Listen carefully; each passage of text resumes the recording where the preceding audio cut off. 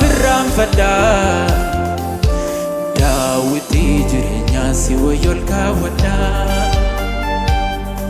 Mana Waaqa deemnaan anjannaan nattole Filannoon kun sirrii bu'aa bu'aa caalee Amma reefu ferga amma firran fadda Daawiti jireenya si wayol kaawwadha Mana Waaqa deemnaan anjannaan nattole Filannoon kun sirrii bu'aa bu'aa caalee Filannoon kun sirrii bu'aa bu'aa caalee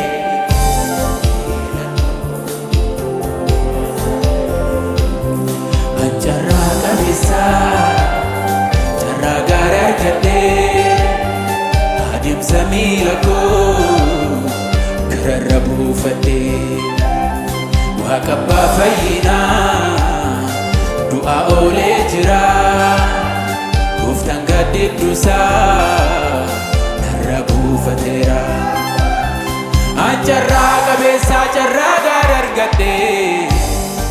adeemsa miila kararra buufadhee Waaqa abbaa fayyinaan du'aa oolee jira Gooftaan gaaddidduu narra buufateera Gooftaan gaaddidduu narra buufateera Gooftaan gaaddidduu narra buufateera Gooftaan gaaddidduu narra buufateera Gooftaan gaaddidduu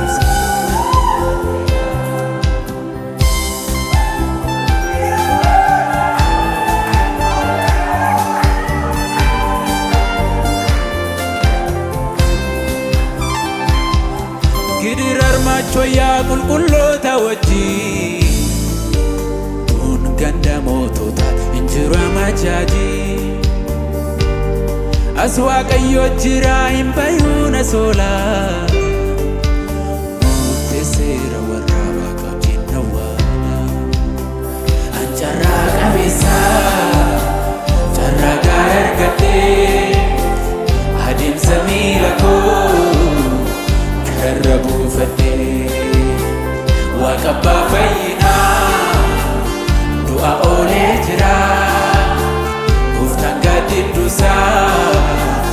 narra buufateera Ancarraa qabeessa carraa gaarii argadhee adeemsa miila kararra buufadhee Waaqa abbaa fayyinaan du'aa oolee jira